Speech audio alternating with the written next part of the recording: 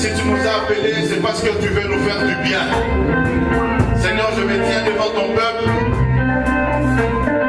C'est un privilège, certes, mais c'est aussi une grande responsabilité. Je m'abandonne à toi, Seigneur. Je me laisse à toi. Saint-Esprit, s'il te plaît, conduis-moi, dirige-moi, Seigneur. Laisse que dans tout ce que je ferai, dans tout ce que je dirai, Seigneur, que seul ton nom soit glorifié, que seul ton nom soit magnifié. Donne-moi le mot qu'il faut, s'il te plaît, Seigneur. Donne-moi l'attitude qu'il faut, oh Dieu, afin de transmettre ton message. Que toute la gloire te revienne, dans le nom de Jésus, notre Sauveur et notre Seigneur. Est-ce que nous avons prié? Est-ce qu'il y a quelqu'un qui peut m'aider à pousser un grand cri de joie pour la gloire de Dieu? Pour la gloire de Dieu. Merci, merci. Merci pour ça. Gloire à Dieu. Que le Seigneur nous bénisse ce matin. Je disais que le Seigneur nous bénisse ce matin. J'avais dit que Dieu nous bénisse ce matin. Gloire à Dieu. On va prendre place pour ceux qui sont déjà assis ou pour ceux qui étaient encore debout. Alors ça fait déjà presque un mois que nous sommes en train de parler sur l'adoration. Je me rends compte ce matin que nous avons enlevé les ventilateurs un peu tôt. Alléluia. On pensait que la chaleur était partie, mais ça revient en force. Amen. Que le Seigneur soit loué. Yalison, j'entends un petit bruit là. On peut arranger mon micro, peut-être c'est ici, je ne sais pas. Je vais continuer à parler sur la vie d'un adorateur. Amen. Alors, est-ce que nous pouvons déjà nous mettre debout pour lire la parole de Dieu, s'il vous plaît? On va lire deux portions des Écritures ce matin. On va lire Jean chapitre 4, verset 24. Et puis nous allons aussi lire Genèse 22, 5 à 6. Mais je souhaite que nous puissions commencer par Jean chapitre 4 au verset 24. Jean chapitre 4, verset 24. Vous y êtes? Vous y êtes? Gloire à Dieu. Dieu est esprit. Et il faut que ceux qui l'adorent en esprit et en vérité. Dieu est esprit. Et il faut que ceux qui l'adorent en esprit et en vérité. Genèse chapitre 22. Genèse chapitre 22. Verset du 5e verset jusqu'au verset 8e. Nous sommes en train de parler sur l'adoration.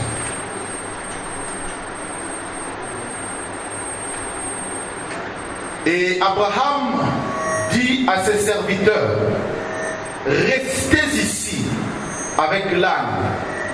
Moi et le jeune homme, nous irons jusque là pour adorer,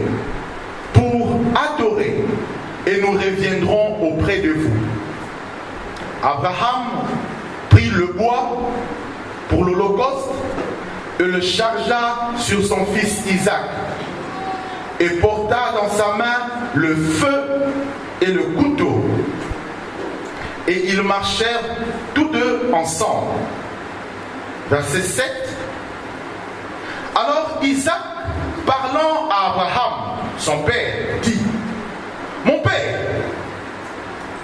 Et il répondit, mais voici mon fils. Isaac reprit, voici le feu et le bois. Voici le feu et le bois. Voici le feu et le bois. Mais où est l'agneau pour l'holocauste? Mais où est l'agneau pour l'holocauste? Abraham répondit, mon fils, Dieu sait pourvoir. Mon fils, Yahvé Jireh. Mon fils, Dieu sait pourvoira lui-même de l'agneau pour l'holocauste. et ils marchèrent tous deux ensemble. Parole du Seigneur. Merci de prendre place.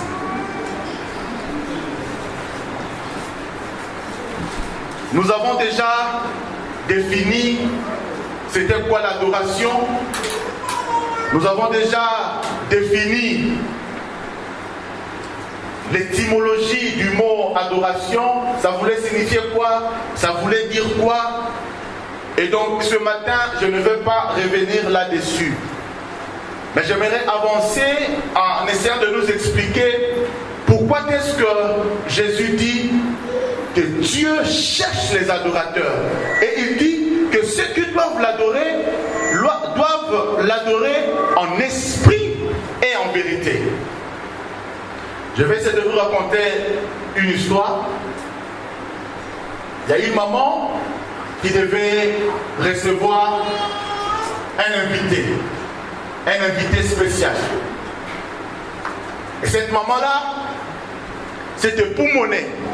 Elle s'est acharnée à cuisiner. Comme un peu quand maman Cécile nous avait reçu chez elle plein de nourriture. La maman a cuisiné poulet, la maman a cuisiné viande, la maman a cuisiné porc.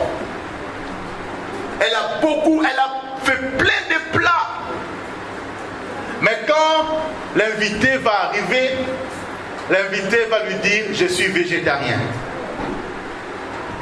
C'est-à-dire, je ne mange pas la viande. La maman était déçue. Mais moi, j'ai cuisiné viande, poulet, tout ça. Mais l'invité dit, moi, je ne mange pas la viande, je suis végétarien. Qu'est-ce que je cherche à vous dire par rapport à cette histoire? C'est que l'adoration, nous ne devons pas la faire comme nous pensons. Mais nous devons la faire comme Dieu veut que nous la fassions. Alléluia. L'adoration n'est pas destinée à nous réjouir nous, mais l'adoration est destinée à réjouir le cœur de Dieu. Alléluia. Alléluia. J'avais dit l'adoration est destinée à réjouir le cœur de Dieu. Tu n'es pas béni parce que la musique ou l'adoration ou ce que tu as dit t'a fait du bien à toi. Non. Mais l'adoration, s'il doit faire du bien à quelqu'un, cela doit faire du bien à Dieu d'abord. Si Dieu, son cœur est réjoui, c'est alors que toi tu es béni. Quelqu'un a raté une bonne raison de dire Amen. J'ai dit, quand le cœur de Dieu s'est réjoui, c'est alors que toi tu es béni. Et Dieu lui-même, qui veut nous aider, qui veut que nous ne puissions pas, comme cette maman l'a cuisiné pour rien, ou adorer pour rien, il nous explique comment est-ce que lui, il veut que nous l'adorions. Tu sais, si tu veux aller voir la reine d'Angleterre, avant que tu n'ailles la voir, il y a tout un service de protocole qui viendra te voir pour te dire, écoutez, tu as rendez-vous avec la Queen, ok, mais pour voir la Queen, on ne la voit pas n'importe comment. Dans la présence de la reine d'Angleterre, on ne se comporte pas n'importe comment. Il faut faire ça, il faut faire ça. Il y a un protocole. Et aussi avec Dieu. Tu ne peux pas aller adorer Dieu, voir Dieu n'importe comment. Lui-même, il te dit, voilà si tu veux m'adorer, comment est-ce que tu dois le faire? Et il dit, ceux qui m'adorent, les adorateurs que je recherche, ce sont ceux qui m'adorent en esprit et en... Aide-moi ce matin. Ce sont ceux qui m'adorent en esprit et en esprit et en vérité. Et dans l'histoire que nous avons vue d'Abraham, parce que nous avons dit que la première fois où le mot adoration a été prononcé dans la Bible, c'est dans cette histoire que nous venons de lire, dans Genèse chapitre 22, verset 5. Où Abraham, qui est en train d'aller sacrifier son fils, d'aller brûler son fils, d'aller tuer son fils pour Dieu, parce que c'était un test que Dieu lui avait demandé. Je vous rassure que finalement il ne l'a pas tué, mais c'était un test que Dieu lui avait demandé. Alors qu'il est en train d'aller offrir un sacrifice, offrir son fils, parce que je vous ai dit qu'il n'y a pas d'adoration sans sacrifice. Quelqu'un a dit Amen. Amen. Il est en train d'aller sacrifier son fils, et il dit, je vais adorer Dieu. Il va adorer Dieu avec, au fait, tuer son fils. Mais il appelle adoration. Et quand il va, il laisse les serviteurs. Il dit, moi et l'enfant, nous irons adorer le Seigneur. Écoutez-moi maintenant parce que je vous amène quelque part. Je vais essayer de faire marier ces deux versets que nous avons lus ce matin. Abraham, il part avec Isaac. Et Isaac regarde son père. Il lui dit, Seigneur, mon père, mais on va offrir un holocauste à Dieu. Voici le bois. Quelqu'un du bois? Voici le feu. Mais où est l'agneau? Mais où est l'agneau? Au fait, Isaac est en train de nous donner les trois fondamentaux pour aller adorer. Les trois piliers pour adorer. Il faut qu'il y ait le feu, il faut qu'il y ait le bois et il faut qu'il y ait l'holocauste. Alléluia. Alléluia. Alléluia. Et Abraham répond à Isaac de manière sage. Mais sans qu'il le sache, il prophétisait.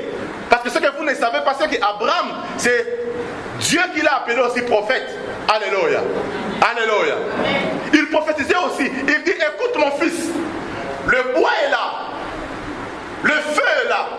Mais quant à l'agneau, Dieu lui-même se pourvoira. Alléluia. Mais ce qui est important, c'est que nous avons le feu et nous avons le bois. L'agneau, c'est Dieu qui le donnera. Qu'est-ce que je suis en train de dire? C'est que pour adorer le Seigneur, il faut tout d'abord avoir le feu. Quelqu'un a du feu? Dis ça bien, feu. Et quand nous voyons le feu, l'Ancien Testament, qui est l'image des choses à venir, au fait, quand Abraham nous parlait du feu pour adorer, le feu, c'est le symbole du Saint-Esprit. Alléluia. Le feu est l'image du Saint-Esprit. Et le Saint-Esprit, le feu, c'est indispensable pour consumer les sacrifices. On ne peut pas offrir à Dieu un sacrifice sans le feu, sans le Saint-Esprit. Il faut qu'il y ait le feu pour que le sacrifice soit consumé, afin que son odeur parvienne à l'Éternel. Alléluia. Sans le Saint-Esprit, tu ne peux pas véritablement adorer Dieu. Celui qui n'a pas l'Esprit de Dieu en lui, il ne peut pas adorer véritablement le Seigneur. Voilà pourquoi Jésus disait, les adorateurs que le Père recherche doivent l'adorer en esprit d'abord. Alléluia. Si tu n'as pas le Saint-Esprit et que tu te mets à parloter, toi tu penses adorer, mais ton adoration ne sert à rien. Tu es en train d'adorer comme Caïn adorait. Caïn a voulu adorer Dieu avec des fruits, avec des légumes, avec ceci. Mais ce n'est pas ce que Dieu veut. Mais Abel avait compris que Dieu aime l'agneau. Dieu aime le sang. Bien, mais je n'aimerais pas que tu passes ton temps pour rien. Si tu veux vraiment adorer le Seigneur, il faut que tu saches que sans le Saint-Esprit, tu ne peux pas adorer Dieu. Sans le feu de l'Esprit, il est impossible que nos hommages parviennent à l'Éternel. Le feu du Saint-Esprit doit brûler en permanence au-dedans de nous pour une adoration vraie.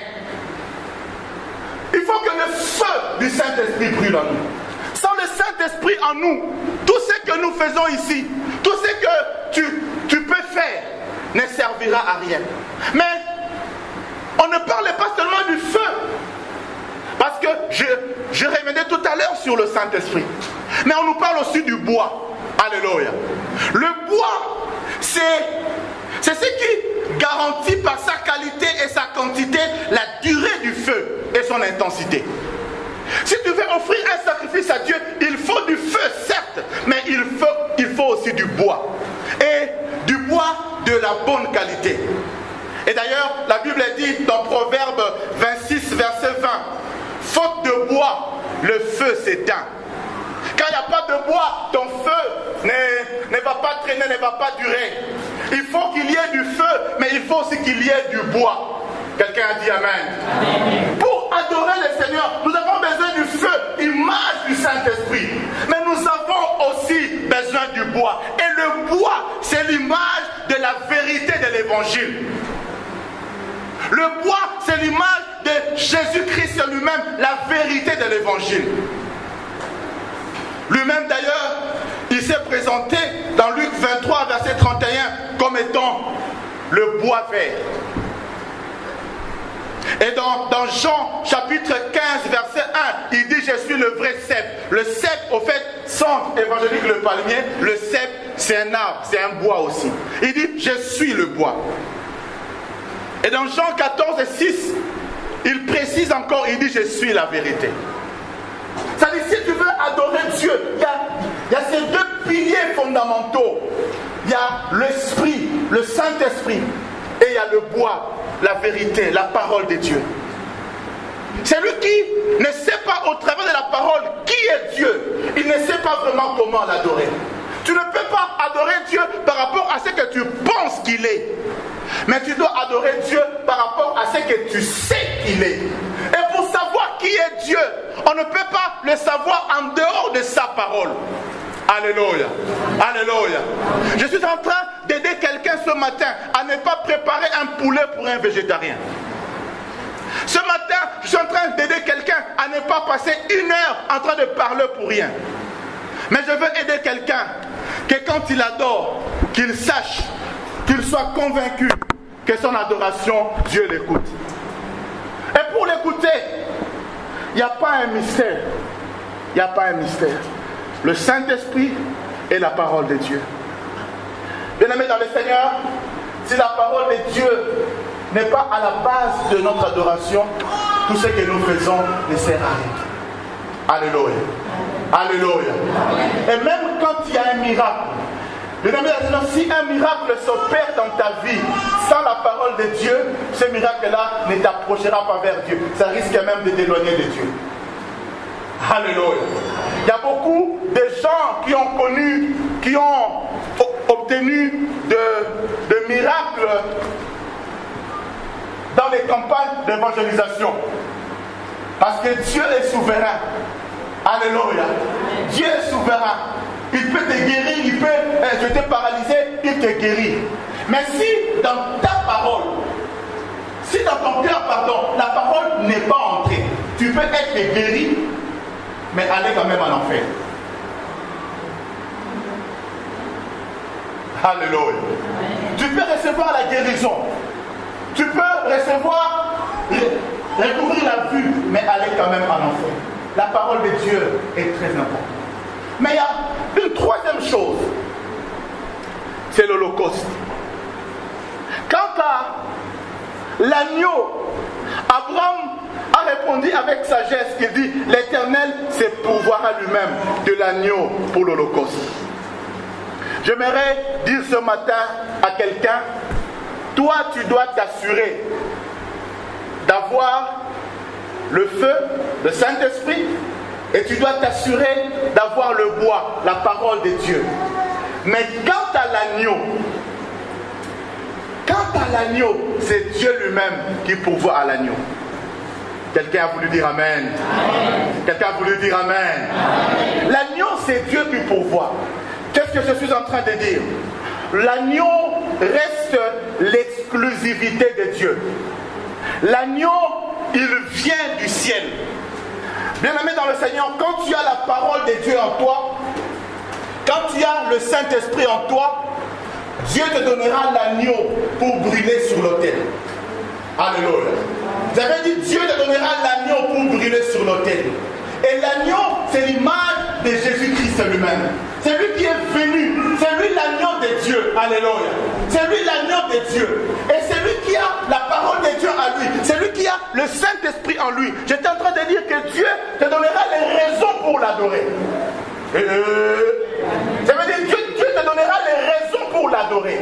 Dieu lui-même se chargera de te donner les raisons pour l'adorer. Et peut-être que pour toi aujourd'hui, aucune raison d'adorer Dieu. Mais laisse-moi te dire, si tu as la parole, si tu as le Saint-Esprit, et tu as déjà la vie, c'est déjà une raison pour adorer le Seigneur. Alléluia. Et je voudrais dire à quelqu'un que plus tu adores Dieu, plus tu adores le Seigneur, plus le Seigneur te donne des raisons de l'adorer. Come on. Plus tu adores Dieu, plus Dieu te donne les occasions, Dieu te donne les raisons pour l'adorer. Tu l'adores aujourd'hui pour ceci, il est tellement content, il fait encore quelque chose pour lequel tu vas encore l'adorer. L'agneau, puisque cela vient de Dieu, ça ne finira jamais. Dieu pourvoira toujours à un agneau pour l'adoration. Quelqu'un dit amen, bien que je l'entends. Si tu regardes ta vie, tu peux avoir aucune raison pour adorer le Seigneur. Mais je voudrais te rassurer que Dieu lui-même se chargera de te donner une raison pour l'adorer.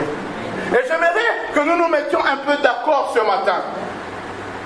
Parce que plusieurs d'entre nous, quand il s'agit d'adorer Dieu, nous pensons seulement adorer Dieu pour les maisons, pour les voitures, pour les habits. Quand Dieu nous dit adorer en esprit et en vérité, j'avais dit en vérité. J'avais dit en vérité. J'avais dit en vérité. J'avais dit en vérité. Quand Dieu dit adorer Dieu en esprit et en vérité, bien aimé, j'aimerais que nous nous mettions d'accord. L'agneau que Dieu pourvoit, cela ne veut pas tout simplement dire voiture, maison, habits ou je ne sais quoi d'autre de ce monde. Non. Nous devons apprendre à adorer Dieu. Les dimanches passés, je parlais des choses de l'esprit. Il y a des choses que le Seigneur te montre en esprit, mais physiquement, tu ne l'as pas encore. Alléluia. Alléluia. Je ne sais pas si ça vous est déjà arrivé. À moi, ça m'arrive très souvent. J'arrive quelque part, mais je me rends compte que c'est comme si j'étais déjà arrivé ici. Amen. C'est-à-dire, dans mon esprit, j'étais déjà arrivé, mais physiquement, c'est la première fois que j'arrive. Parce qu'il y a des choses que nous obtenons d'abord en esprit avant de la voir comme ça physiquement. Est-ce que je parle à quelqu'un? Alors il faut apprendre à adorer Dieu, non pas seulement à cause de ce que nous avons physiquement, mais aussi à cause de ce que nous n'avons pas encore physiquement, mais que nous savons que nous les avons dans notre esprit. Oh oh! Et quand je parle des choses de l'esprit, je ne parle pas seulement des choses matérielles, parce que la Bible nous dit dans 1 Corinthiens chapitre 15 verset 19, 1 Corinthiens 15 verset 19, la Bible nous dit ceci, je vais lire cela. 1 Corinthiens 15 verset 19.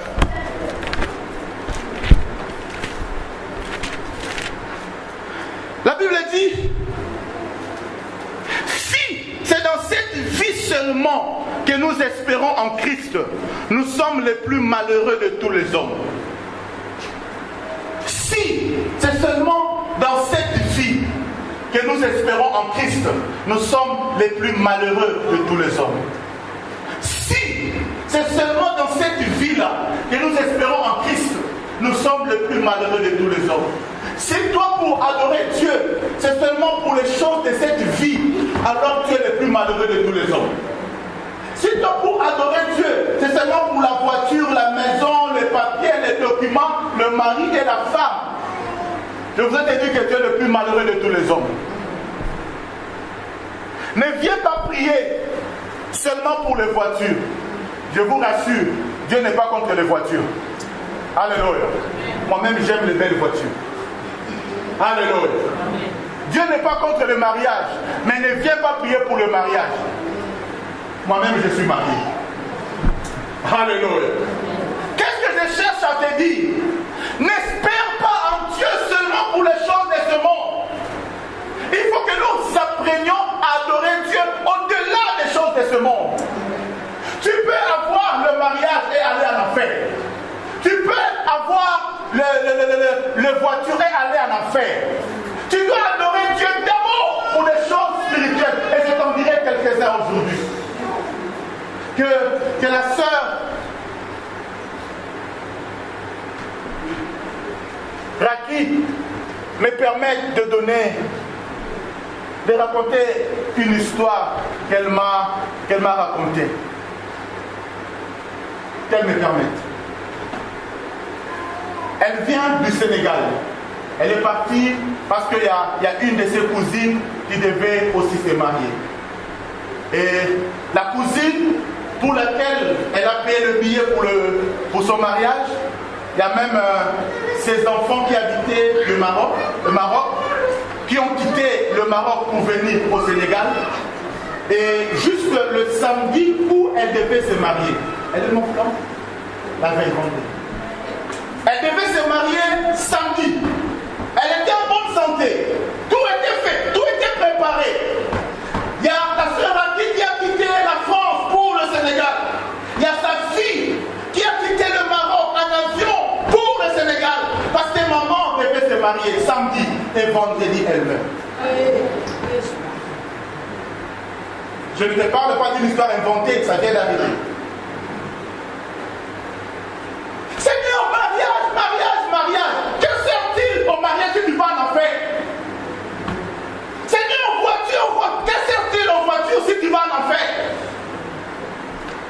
Le plus important de la vie, ce n'est pas l'argent, ce n'est pas la voiture, ce n'est pas la maison. C'est d'abord être sûr que l'agneau de Dieu est dans ta vie. Que Jésus-Christ est dans ta vie.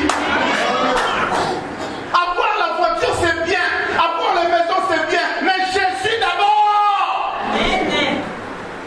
Jésus d'abord. Dans ton cœur, dans ta vie. Tu dois être sûr que Jésus-Christ est dans ta vie. Pose la question à ton voisin ou à ta voisine. Tu es sûr que Jésus est dans ta vie?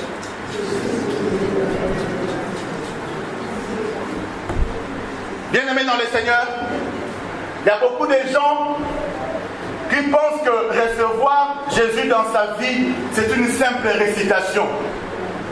Recevoir Jésus dans sa vie, ce n'est pas une récitation.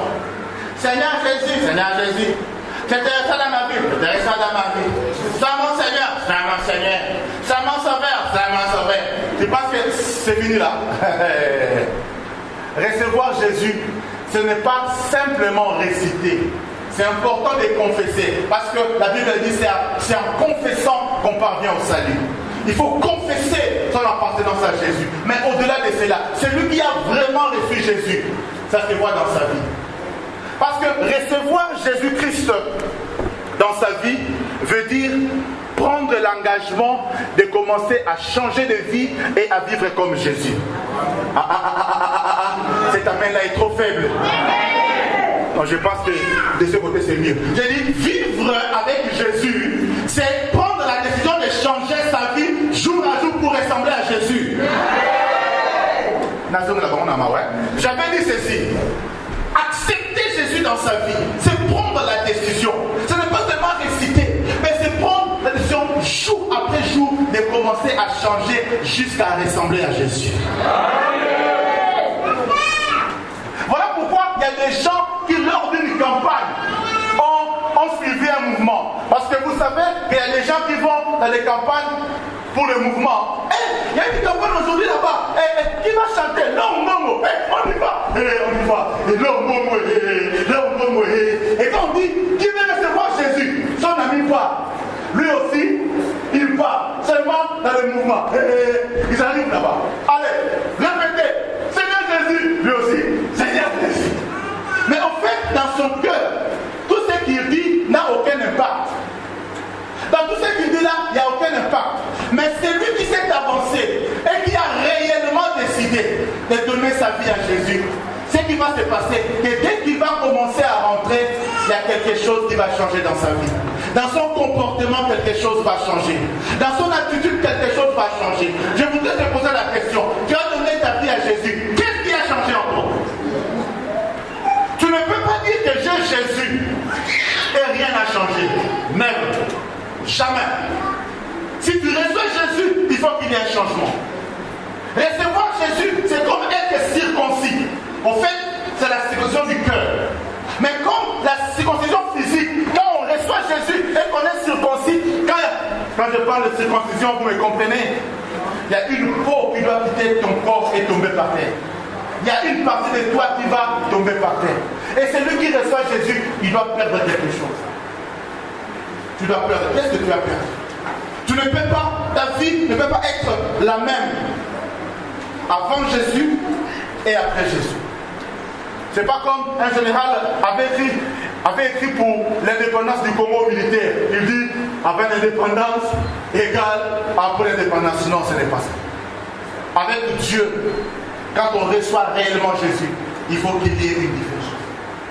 Non pas seulement que les autres doivent le voir, mais toi-même aussi tu dois savoir. Tu dois savoir que quelque chose a changé en moi. Quelque chose a changé en moi. Vous savez que peut-être que nous venons ici à l'église chaque dimanche. Il y a des gens qui fréquentent l'église depuis des années. Depuis des années, ils fréquentent l'église. Si même tu lui poses la question, il te dira, cette église-là, c'est nous qui l'avons commencé. C'est très bien. Mais au fait, depuis que tu as commencé, qu'est-ce qui a changé? Tu sais, tu peux mentir au pasteur. Tu peux faire semblant devant le pasteur. Mais il y a deux personnes que tu ne peux pas mentir. La première personne, c'est Dieu. Quelqu'un dit Amen. Amen. Et la deuxième personne, c'est ta conscience. C'est ta conscience. Si tu es sorcier, toi-même tu sais que tu es sorcier. Dis Amen.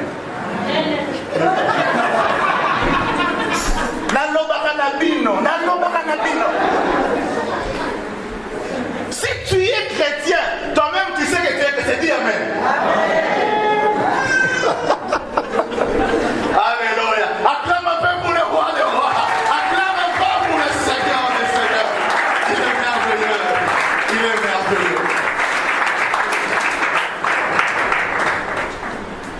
Nous devons apprendre à adorer Dieu pour les choses. Au-delà des choses matérielles, nous devons adorer Dieu aussi pour les choses spirituelles. Je peux manquer une voiture aujourd'hui, mais j'adore Dieu pour ce que Jésus-Christ a fait pour moi. Bien-aimé, je voudrais te dire juste quelques raisons pour lesquelles tu peux adorer Dieu. Si tu as le Saint-Esprit en toi et si tu as la parole de Dieu en toi, tu comprendras que l'une des raisons pour laquelle tu peux adorer Dieu, c'est que tu n'es plus candidat de l'enfer.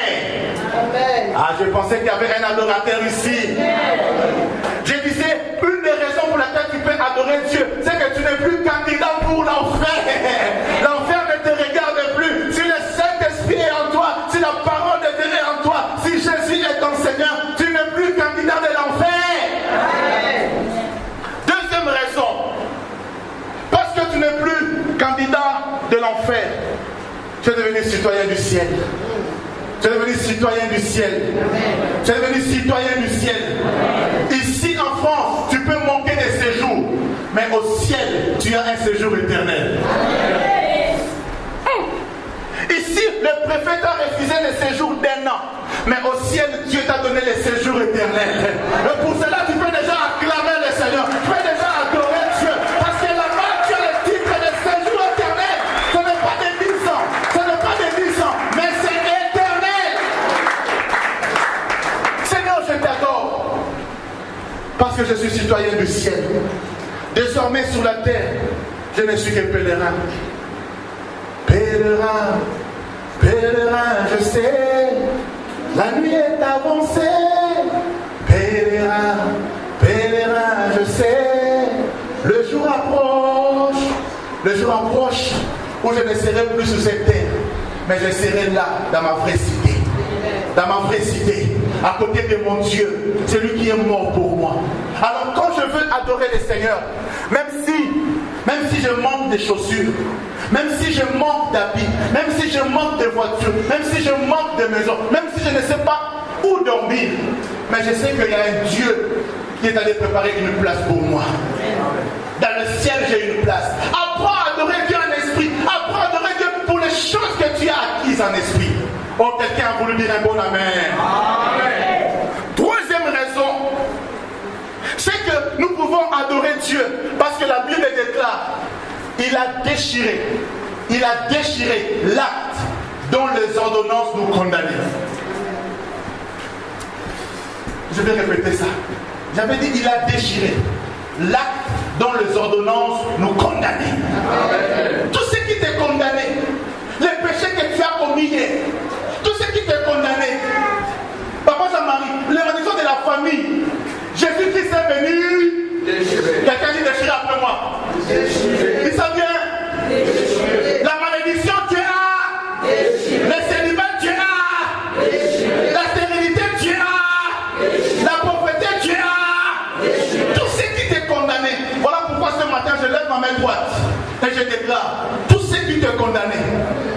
condamne aujourd'hui. Au nom de Jésus. Je condamne la pauvreté au nom de Jésus. Je condamne la stérilité au nom de Jésus. Je condamne cela au nom de... Là, dans les ordonnances nous condamner, Christ ne l'a pas mis de côté. Parce que s'il avait mis de côté, les gens ne pouvaient venir les récupérer. Mais moi, Katimini. Mais Dieu dit non. Je ne le mets pas de côté.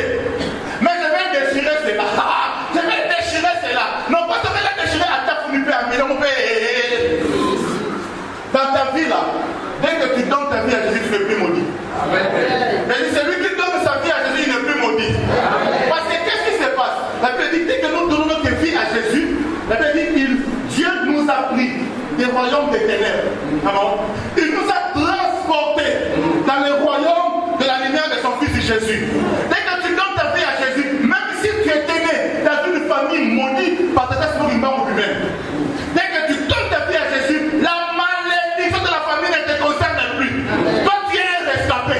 J'ai dit, toi, tu es un rescapé. Celui qui donne sa vie à Jésus, c'est un rescapé. Le problème qui est arrivé dans ta famille, toi, ça ne t'arrivera pas parce que tu es... Est-ce que je parle à un rescapé ce matin? Est-ce qu'il y a un rescapé ce matin? Celui qui donne sa vie à Jésus, c'est un rescapé. Ce qui est arrivé à ton grand frère, toi, ça ne t'arrivera pas. Dans ta famille, tout le monde mourrait à 50 ans. Et quand toi aussi, tu arrives vers 50 ans, tu commences à trembler. Ne tremble pas. Toi, tu as Jésus. La malédiction de la famille ne te concerne plus. Parce que Jésus est en toi. Amen. La malédiction de la famille ne te concerne plus. Parce que Jésus est en toi. Amen. J'ai dit la malédiction de la famille ne te concerne plus parce que Jésus-Christ est en toi. Est-ce que tu ne peux pas acclamer Dieu parce qu'il t'a délivré, Oh mon Dieu, oh mon Dieu. Vous savez, à la croix, il y avait 3 hommes. Frère Olivien, il y a longtemps que j'étais vu, t'as profité. Tio, viens, on s'y vient. À la croix, la Bible dit il y avait 3 hommes. Il y avait 2 brigands et il y avait Jésus au milieu. Toi qui es brigand. Toi qui es brigand. Qui va faire Jésus? Non. Alléluia. La Bible dit quand les soldats sont arrivés, écoutez-moi très bien. La Bible dit ils ont brisé le os, les pieds du premier voleur. En réalité, ils devaient passer au milieu. Mais la Bible dit qu'ils ont sauté, ils sont partis au 3e, ils ont brisé. Et quand ils reviennent vers Jésus, ils voient que Jésus était déjà mort. Donc ils n'ont pas pu briser ses os. Alléluia. Qu'est-ce que je suis en train de dire? Celui qui est en Jésus, on brisera les os de celui qui est à ta droite. On brisera les os de celui qui est à ta gauche. Mais à ton tour, ça va te sauter. Ça va te sauter. La malédiction a atteint ton grand frère. La malédiction a atteint ton petit frère. Mais quant à toi, qui est en Jésus, je dis le célibat va te sauter. Je dis la pauvreté va te sauter. Je dis la maladie va te sauter. Au nom de... Que Dieu vous bénisse. Acclame un peu pour le roi de roi. Parce que quand tu es à lui, la malédiction te saute. La malédiction te saute. La malédiction te saute.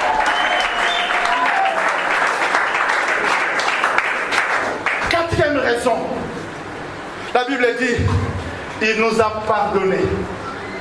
Il nous a pardonné. Non pas seulement qu'il nous a pardonné, mais il nous a aussi sanctifiés. Tel que nous sommes là, qui n'a jamais commis d'erreur, tel que nous sommes là, qui n'a jamais péché, tel que nous sommes ici, nous tous, nous avons commis des erreurs. Un jour, j'étais en train de prêcher dans le bus à Kinshasa. Je prêche dans le bus.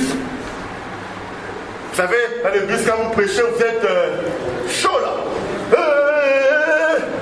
Et puis, à un arrêt, il y a mon oncle qui va entrer dans le bus.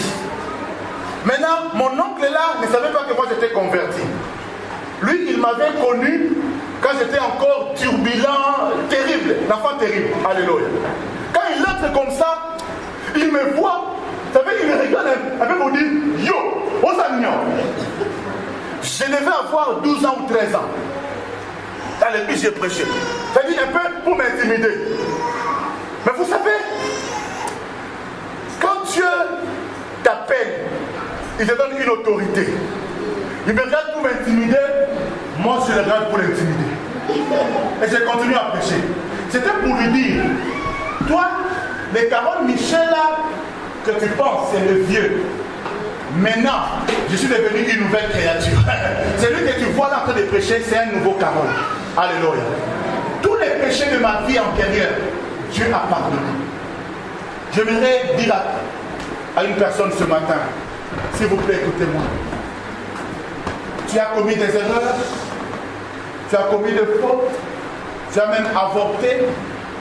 Il y a des choses pour lesquelles, jusqu'aujourd'hui, le diable te culpabilise. Quand tu veux prier, quand tu veux adorer Dieu, il vient te rappeler. Toi là vraiment, adorer Dieu. Tu ne te souviens pas, en 98, tu as fait avorter. Toi là vraiment, tu veux adorer Dieu. Tu ne te rappelles pas que toi là, tu étais prostitué. Toi là. Au fait, les diables cherchent toujours à nous rappeler notre passé pour nous empêcher d'adorer le Seigneur. Même s'il vient te rappeler cela, dis-lui, Jésus-Christ a tout payé. J'avais dit Jésus-Christ a tout payé. Il y a une raison pour laquelle tu dois adorer Dieu. Parce que ton passé, il a payé pour cela. Je vais rappeler à quelqu'un, un jour on a amené Jésus au prétoire. Quelqu'un dit prétoire. Dis ça bien prétoire. Le prétoire c'était un endroit où on a amené le prisonnier pour le flageller.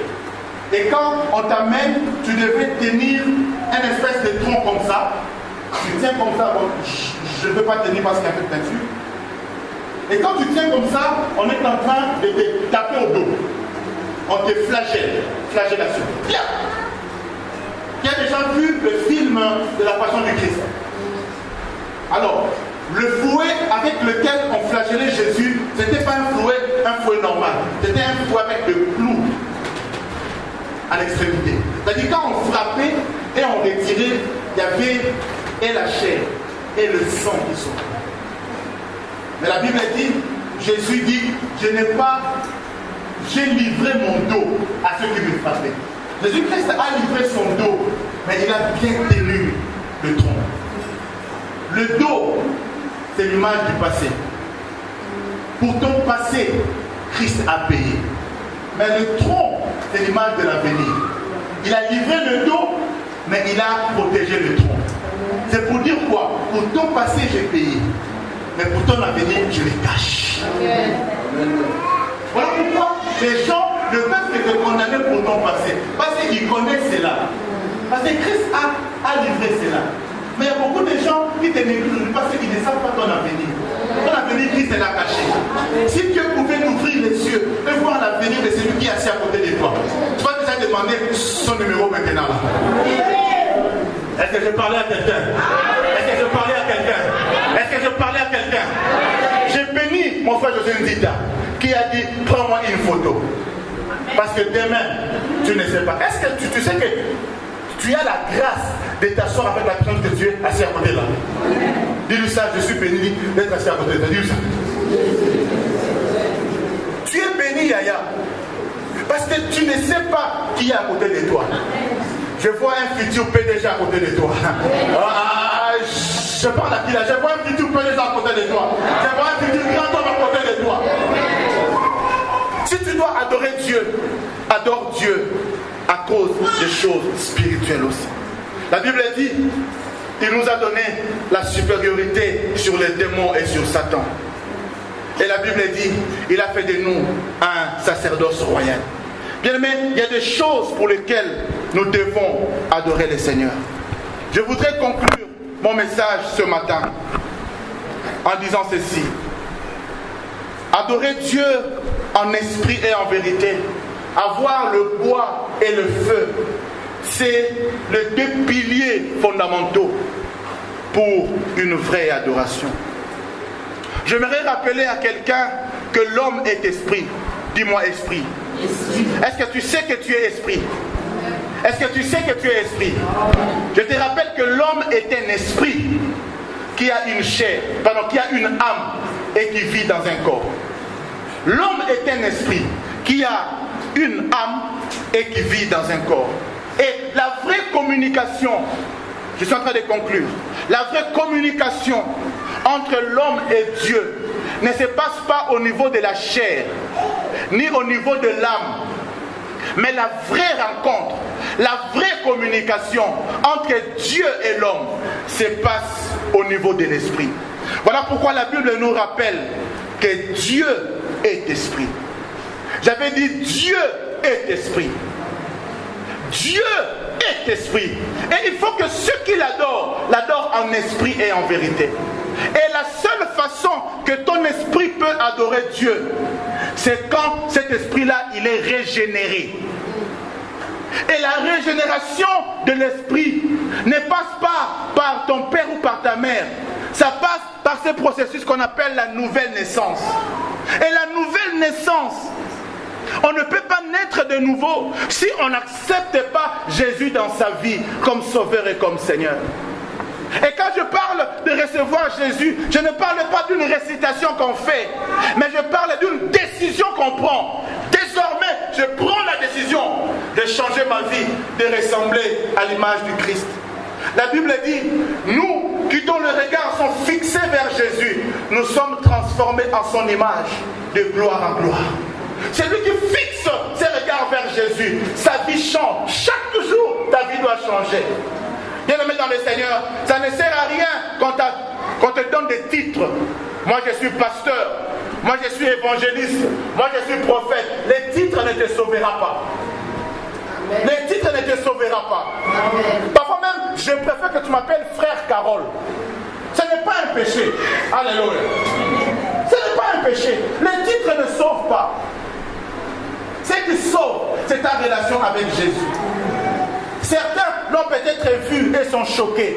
Il y a une vidéo d'un soi-disant serviteur de Dieu qui circule maintenant sur Internet, qui est en train de danser les chansons mondaines, il danse n'importe comment. J'ai appelé le pasteur à Dieu, j'ai dit, mais pasteur, tu connais ces pasteurs qui dansent comme ça? Il dit, oh écoutez, ce n'est pas parce que quelqu'un prêche qu'il est converti. Ce n'est pas parce que quelqu'un s'appelle pasteur qu'il est converti. Il y a même des gens qui ont des grands titres, mais ils n'ont jamais donné leur vie à Jésus. Il y a des gens qui ont fait 15 ans à l'église, mais qui n'ont jamais donné leur vie à Jésus. Celui qui a donné sa vie à Jésus, ça se manifeste comment? Par un changement de vie. Non pas seulement en apparence, non pas seulement devant l'église, mais il faut que toi-même déjà tu saches que j'ai changé. Et autour de toi, qu'on sache que tu as changé. Est-ce que ta femme peut témoigner que tu es un chrétien? Est-ce que tes enfants peuvent témoigner que tu es un chrétien? Est-ce que ton mari peut témoigner que tu es un chrétien? Tu n'es pas chrétien ici à l'église, mais tu es chrétien en dehors de l'église. Du reste, le mot chrétien, petit Christ, on a donné cela aux disciples quand? Non pas parce qu'ils ont dit qu'ils étaient les disciples de Jésus, mais parce que les gens ont vu dans leur comportement, dans leur manière de faire, Christ en eux. C'est lui qui a reçu Jésus. Il faut qu'on voie Christ en toi. Yaya, je te parle du fin fond de mon cœur. Je sais que ce sont des messages que nous n'aimons pas souvent. Mais moi, mon objectif, ce n'est pas de te garder pendant 15 ans en train de réchauffer les bancs de l'église. Non. Mon objectif, ce n'est pas de te garder là à tout prix. Mais mon objectif, c'est de t'aider à aller au ciel. Mon objectif, c'est de t'aider à aller au ciel. Voilà pourquoi ce matin, je te dis, as-tu vraiment donné ta vie à Jésus? Es-tu sûr que si aujourd'hui même, tu mourrais, tu iras au ciel? Es-tu convaincu de cela? Si aujourd'hui, ce n'est pas une prophétie, mais c'est une éventualité. La sœur, la cousine de ma sœur, elle préparait son mariage, elle voyait déjà la nuit des noces. Elle avait déjà loué l'hôtel, sûrement aussi la nuisette. Elle verra. Mais tout le programme chamboulé. J'aimerais te poser une question. J'aimerais que tu prennes le temps de réfléchir à cela. Je n'aimerais pas que tu me donnes une réponse rapide, ni d'y réfléchir. J'aimerais que tu prennes le temps de réfléchir. Même en dehors de ces 4 murs, j'aimerais que tu réfléchisses. Si tu meurs aujourd'hui, ou si Jésus revient aujourd'hui, es-tu sûr que tu iras au ciel? Ou toi-même tu sais déjà que l'enfer t'attend. Ce n'est pas important que les hommes t'appellent frère. Ce n'est pas important que les hommes t'appellent sœur. Ce n'est pas important que les hommes t'appellent pasteur, prophète, apôtre. Mais ce qui est important, que Jésus t'appelle mon enfant. Lève-toi s'il te plaît là-haut.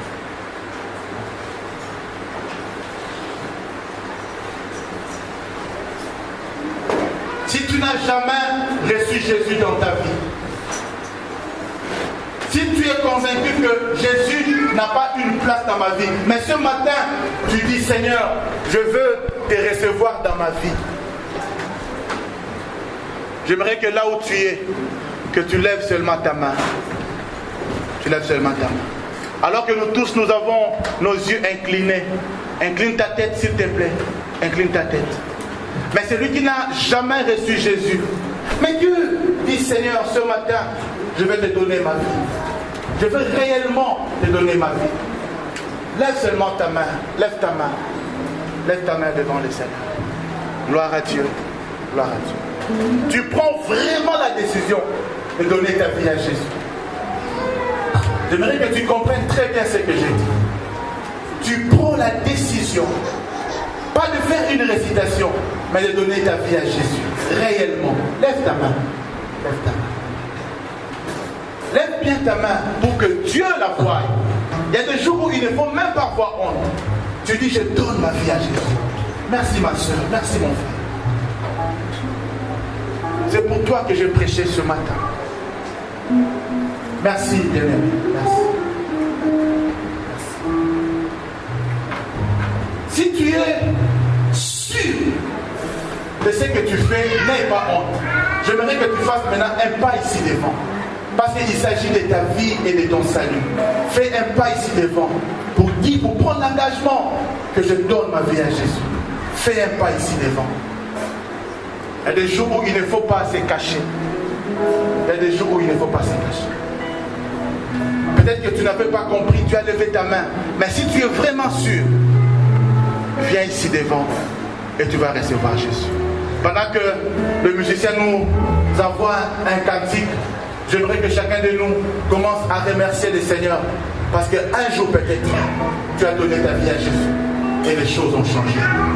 Commençons à prier au nom de Jésus. Musicien, aidez-nous. Commence à parler, commence à parler. Ceux qui ont levé leurs mains derrière, peut-être que tu l'avais fait inconsciemment, mais si tu l'as réellement fait, alors avance ici devant. N'aie pas honte. La Bible dit, si aujourd'hui tu entends ma voix, n'endurcis pas ton cœur. N'endurcis pas ton cœur.